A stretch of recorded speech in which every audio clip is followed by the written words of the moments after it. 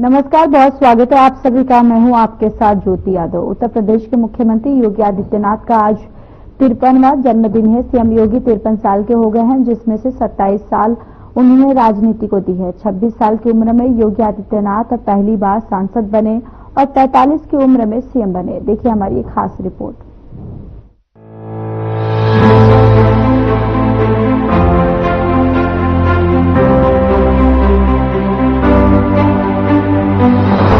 उत्तर प्रदेश के मुख्यमंत्री योगी आदित्यनाथ अपना 53वां जन्मदिन मना रहे हैं।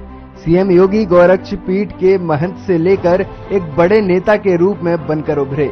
योगी आदित्यनाथ लगातार दूसरी बार पूर्ण बहुमत से यूपी के सीएम का पदभार संभाल रहे हैं। गोरक्ष पीठ के महंत से मुख्यमंत्री तक का ये सफर बेहद दिलचस्प और चुनौतियों से भरा रहा है। योगी आदित्यनाथ महज 26 साल की उम्र में गोरखपुर से लोकसभा का चुनाव जीतकर संसद पहुंचे थे, जिसके बाद वो 5 बार यहां से सांसद बने। साल 2014 के लोकसभा चुनाव में ताबड़तोड़ रैलियां कर स्टार प्रचारक की भूमिका का निर्वहन किया और गोरखपुर से चुनाव में जीत दर्ज की। वे लगातार 2 बार साल 2017 और 2022 में यूपी के मुख्यमंत्री बने हैं। साल 2019 के लोकसभा चुनाव में उन्होंने गोरखपुर बस्ती मंडल की सभी लोकसभा सीटों पर बीजेपी के प्रत्याशियों को जीत का सेहरा बांधने में अहम भूमिका निभाई। यूपी सहित देश के कई राज्यों में प्रचार की कमान संभालकर वे बीजेपी प्रत्याशियों की जीत सुनिश्चित कर गेम चेंजर बने। मुख्यमंत्री योगी आदित्यनाथ के जन्मदिन पर यूपी के कई जिलों में बीजेपी कार्यकर्ता जन्मदिन मना रहे हैं। यूपी के अलग अलग जिलों में योगी आदित्यनाथ के जन्मदिन पर बीजेपी कार्यकर्ता कहीं केक काट रहे हैं तो कहीं जश्न मना रहे हैं। इसके साथ ही सीएम योगी आज अपने जन्मदिन पर अयोध्या दौरे पर हैं। राम मंदिर के दूसरे प्राण प्रतिष्ठा में नजर आए और राम मंदिर के प्राण प्रतिष्ठा के मुख्य अतिथि के रूप में हैं। रामनगरी में राम दरबार की प्राण प्रतिष्ठा संपन्न हो चुकी है। दूसरी प्राण प्रतिष्ठा वैदिक मंत्रों के जप के साथ पूरी हुई। प्राण प्रतिष्ठा से पहले सीएम योगी ने अयोध्या पहुंच रामलला के दर्शन किए।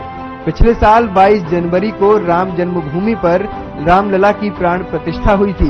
राम दरबार की प्राण प्रतिष्ठा बेहद भव्य ढंग से की गई। अयोध्या स्थित श्री राम जन्मभूमि परिसर में राजा राम और परकोटे में विराजमान अन्य देवी देवताओं की प्राण प्रतिष्ठा की गई, जिसमें मुख्यमंत्री योगी आदित्यनाथ भी शामिल हुए। साथ ही मुख्यमंत्री ने अपने 53वें जन्मदिन पर भगवान श्री राम का आशीर्वाद लिया। इस प्रकार हमने देखा कि सीएम योगी के 53वें जन्मदिन के अवसर पर कई जगहों पर बीजेपी कार्यकर्ता जश्न मना रहे हैं। साथ ही मुख्यमंत्री ने अपने 53वें जन्मदिन पर भगवान श्री राम का आशीर्वाद लिया। Bureau report.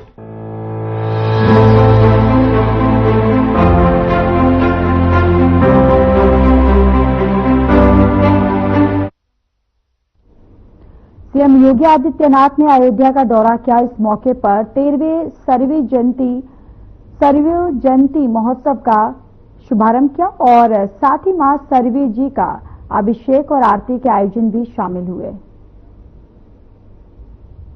अत्यंत महत्वपूर्ण दिन है। गत वर्ष 22 जनवरी 24 को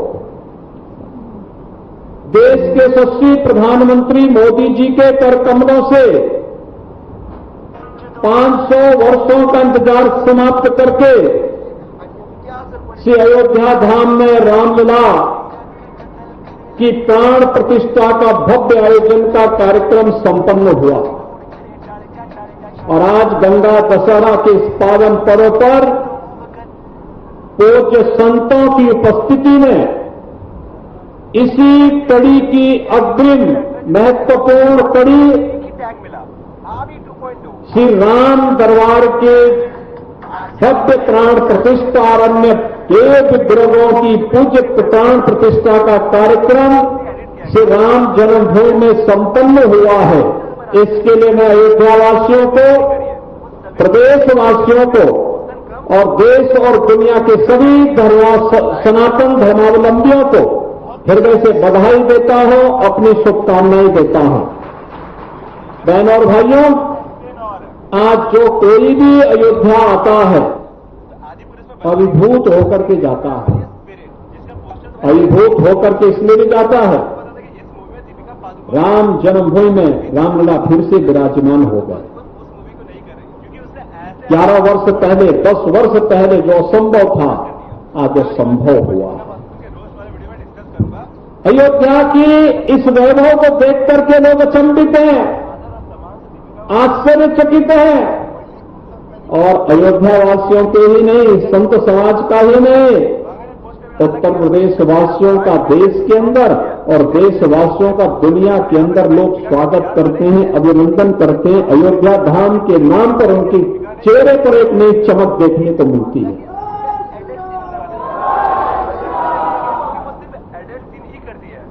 हमारे रामलला तो भव्य मंदिर में आ गए।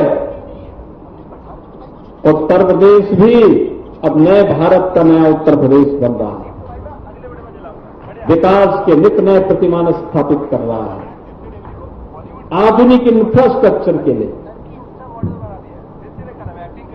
अपराध और अपराधियों के प्रति जीरो टॉलरेंस के लिए, दंगा मुक्त और अपराध मुक्त प्रदेश के लिए, नौजवानों के लिए रोजगार देने के लिए, महिलाओं को सुरक्षा देने के लिए, व्यापारियों को भयमुक्त वातावरण देने के लिए, अन्नदाता किसानों के चेहरे पर खुशहाली लाने के लिए, उत्तर प्रदेश के समग्र विकास की जो रूपरेखा प्रधानमंत्री मोदी जी ने तय की, आज जब जमीनी धरातल पर दिखाई दे रहा है, तो अयोध्या धाम की तरह भी उत्तर प्रदेश भी चमकता हुआ दिखाई दे रहा है। याद करिए, आज से 8 वर्ष पहले दुनिया के अंदर कहीं जाते थे, देश के अंदर कहीं जाते थे, उत्तर प्रदेश के नाम पर लोग नाक भों सिकोड़ते थे, और आज आप कहीं जाते हैं, उत्तर प्रदेश का नाम तो सुनते ही लोग आपके साथ बड़े प्रसन्नता के साथ मिलने पर गौरव की अनुभूति करते हैं। ये होता है परिवर्तन। और बहनों और भाइयों, अयोध्या में अब 4 लेन की सड़कें, रामायण में जिसका जिक्र आता है, आज 4 लेन की सड़कें हैं, 6 लेन की सड़कें हैं, वाटर एटीएम है, अन्य जन सुविधाओं का विकास हुआ है। भगवान राम हजारों वर्ष पहले पुष्पक विमान से अयोध्या धाम आए थे, तब से एयर कनेक्टिविटी बंद थी। अयोध्या नगर निगम के वर्तमान बोर्ड के 2 वर्ष पूरे होने पर कार्यक्रम का आयोजन किया गया, और जिसमें सीएम योगी आदित्यनाथ ने भी शिरकत की है, और इस मौके पर सीएम योगी आदित्यनाथ ने सभा को संबोधित किया। दिन बहुत महत्वपूर्ण दिन है। अयोध्या धाम में 22 जनवरी 2024 को प्रधानमंत्री मोदी जी के नेतृत्व में उनके कर कमलों से 500 वर्षों के एक लंबे इंतजार को समाप्त करते हुए मर्यादा पुरुषोत्तम प्रभु श्री राम लला की प्राण प्रतिष्ठा का कार्यक्रम संपन्न हुआ था। पूरा देश और पूरी दुनिया अभिभूत थी। 500 वर्षों की जड़ता को दूर किया गया था। भारत का पुनर्वैभव देश के यशस्वी प्रधानमंत्री जी के कर कमलों से अयोध्या धाम में पुनर्स्थापित हुई थी, और आज उसी की अगली कड़ी श्री राम जन्मभूमि अयोध्या धाम में भव्य राम दरबार की प्राण प्रतिष्ठा का कार्यक्रम संपन्न हुआ है। मैं इस अवसर पर अयोध्या वासियों को, प्रदेशवासियों को और देश और दुनिया में निवास करने वाले सभी सनातन धर्मावलंबियों को इस अवसर पर हृदय से बधाई देता हूं, और श्री राम जन्मभूमि मंदिर ट्रस्ट से जुड़े हुए सभी पदाधिकारियों का हृदय से अभिनंदन करते हुए आदरणीय प्रधानमंत्री जी के प्रति आभार व्यक्त करता हूं। बहनों और भाइयों, आज गंगा दशहरे का भी पावन अवसर है। मां सरयू महोत्सव के साथ कुछ ही देर में हमें जुड़ने का अवसर प्राप्त होगा। याद करिए, मां सरयू से भगवान श्री राम का जो संवाद और संबंध रहा है वह हर व्यक्ति जानता है। अयोध्या का संबोधन भी, अयोध्या की पहचान भी उन्होंने मां सरयू से ही की। हजारों वर्षों की एक विरासत के रूप में, देव नदी के रूप में, साक्षात देव नदी के रूप में हमें मां सरयू के दर्शन इस पावन धाम में करने को मिलते हैं। और उस महोत्सव के साथ, गंगा दशहरे के इस आयोजन के साथ हमें आज जुड़ने का अवसर प्राप्त हो रहा है। इस अवसर पर सरयू महोत्सव की भी आप सभी को मैं हृदय से बधाई देता हूं। गंगा दशहरा की भी आप सबके प्रति हृदय से बधाई और आप सबके प्रति अपनी शुभकामनाएं देता हूं। आप याद करिए, भगवान राम के ही पूर्वज महाराज भगीरथ की तपस्या का परिणाम है कि देव नदी मां गंगा इस धराधाम पर अवतरित होकर के हम सबके कल्याण का मार्ग प्रशस्त कर रही है। गत हजारों वर्षों से भारतीय संस्कृति की तरह ही गंगोत्री से चल करके गंगा सागर तक मां गंगा की अविरलता और मां गंगा की निर्मलता को, जो महाराज भगीरथ की तपस्या थी, जो महाराज सागर के कोटि कोटि पुत्रों के पुनरुद्धार के लिए जिस मां गंगा को, देव नदी को इस धाम पर लेकर के आए थे, आज ये मां गंगा गत हजारों वर्षों से न केवल उत्तर प्रदेश और उत्तर भारत का बल्कि पूर्वी भारत का भी और पूरी दुनिया का पेट भरने का अन्न उत्पादन भी मां गंगा के कारण ही हुआ है और ये दुनिया की सबसे उर्वरा भूमि बन पाई है। आज मां गंगा के अवतरण का दिवस भी है, इसलिए गंगा दशहरा और सरयू महोत्सव के इस आयोजन के साथ आपको बधाई देता हूं। आज का दिन विश्व पर्यावरण दिवस भी है। याद करना, प्रधानमंत्री मोदी जी ने जो काम कभी महाराज भगीरथ ने किया था, इस काल में वह काम प्रधानमंत्री मोदी जी ने किया है मां गंगा की अविरलता और निर्मलता को बनाए रखने के लिए, नमामि गंगे परियोजना के माध्यम से। 2014 के पहले गंगा जी का जल पिछली सरकारों ने अनियोजित और अवैज्ञानिक विकास का जो ढांचा तैयार करने का प्रयास किया था, विकास तो नहीं हुआ, लेकिन गंगा जी प्रदूषित हो गई। नगरों का सीवर, ड्रेनेज, औद्योगिक कचरा, ये सभी गंगा जी और उनके सहायक नदियों में गिरता था। नमामि गंगे परियोजना के माध्यम से आज इसको नियंत्रित किया गया, रोका गया। अब गंगा जी की धारा अविरल और निर्मल है और प्रयागराज महाकुंभ इसका सबसे बड़ा उदाहरण है कि 66 करोड़ श्रद्धालु प्रयागराज में आकर के इस बात का साक्षी बना है कि महाराज भगीरथ के सपनों को साकार करने के लिए प्रधानमंत्री मोदी जी की जो दिव्य साधना है, वह साधना आज हम सबके सामने अविरल और निर्मल गंगा के रूप में देखने को मिली है।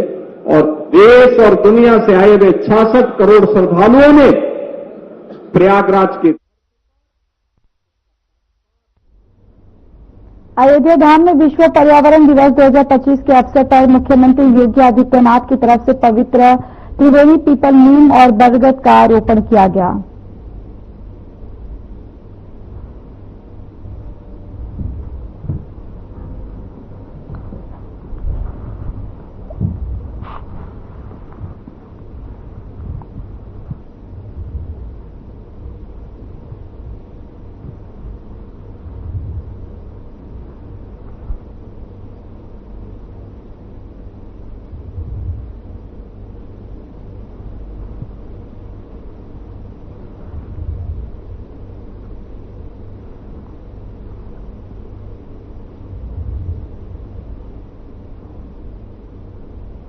दिल्ली में भारत मध्य एशिया व्यापार परिषद की बैठक हुई और जिसमें विदेश मंत्री डॉक्टर एस जयशंकर ने कहा कि हमारे बैंकों और वित्त क्षेत्र के बीच घनिष्ठ संबंध निश्चित रूप से हमारे आर्थिक संपर्क को मजबूत करेंगे।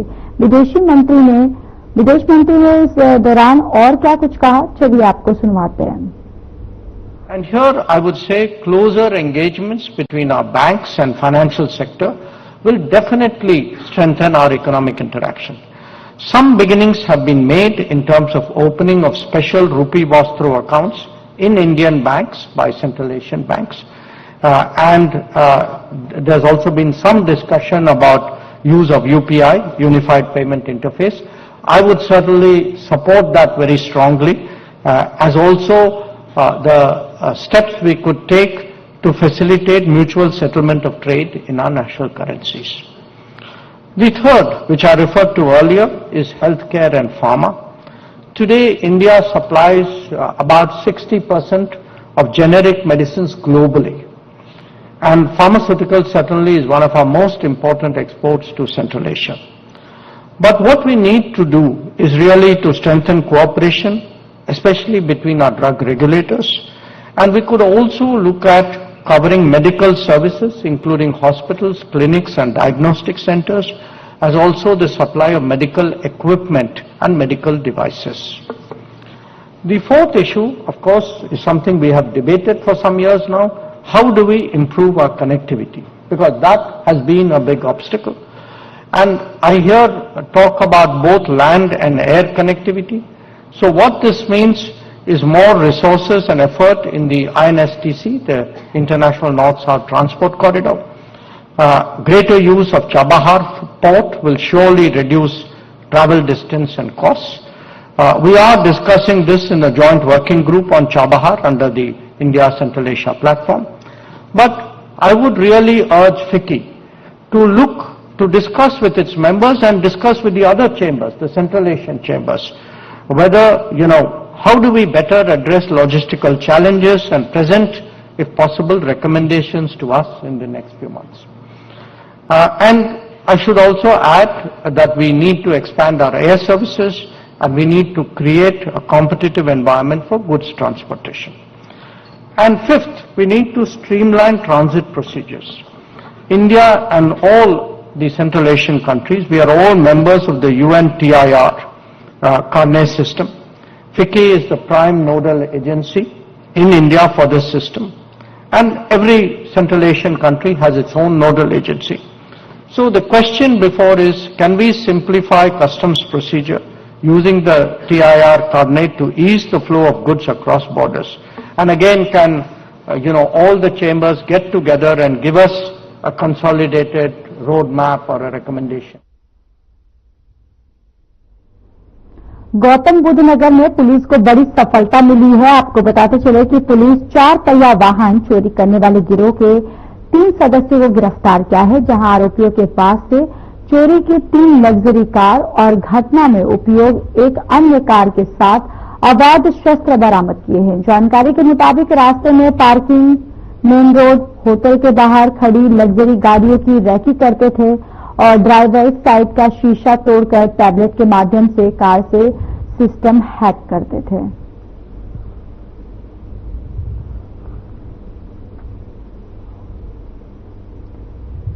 महंत नृत्य गोपाल दास जी महाराज के 87वें जन्म महोत्सव का कार्यक्रम आयोजन किया गया, जिसमें सीएम योगी आदित्यनाथ ने भी शिरकत की है।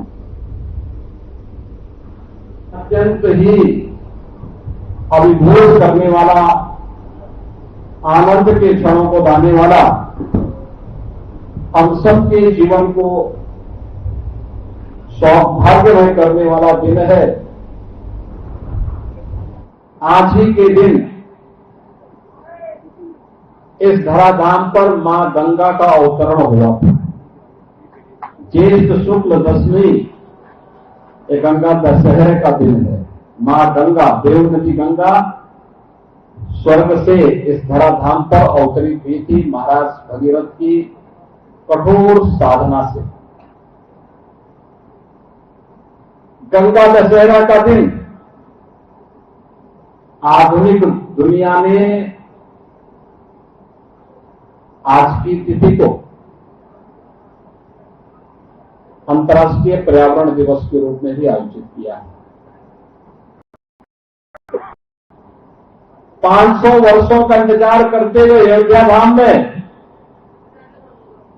श्री राम जन्मभूमि पर रामलला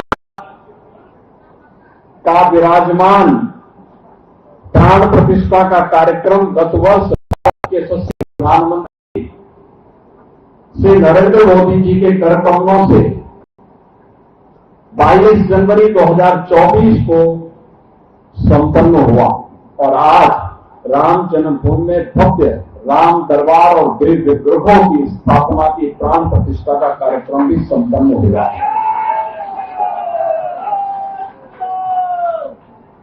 ऐसी पावन तिथि पर ये मेरा सौभाग्य है कि मुझे श्री राम जन्मभूमि तीर्थ क्षेत्र के अध्यक्ष मणिराम दास स्वामी के श्री महंत पूज्य महंत नर्त गोपाल दास जी महाराज के 87वें इस पावन जन्म महोत्सव कार्यक्रम में मुझे भागीदार बनने का अवसर प्राप्त हो रहा है। इस अवसर पर पूज्य महाराज श्री के श्री चरणों को नमन करते हुए उनको मैं हृदय से जन्मदिन की बधाई देता हूं। प्रदेशवासियों की ओर से उनका अभिनंदन करता हूं, उनका स्वागत करता हूं। बहनों और भाइयों, इन पूज्य संतों की दिव्य साधना और उनके आशीर्वाद की ही कृपा है कि भारत एक नए भारत के रूप में आगे बढ़ाने में प्रधानमंत्री मोदी जी निरंतर बिना रुके, बिना डिगे, बिना झुके। बुलेटिन में मेरे साथ इतना ही, पर अब वक्त हो चला है डॉक्टर राकेश गुप्ता के साथ हमारे खास कार्यक्रम प्लस माइनस का। नमस्कार दोस्तों, देश में कोरोना के मामले काफी तेजी से बढ़ रहे हैं। कोरोना एक्टिव केसेस की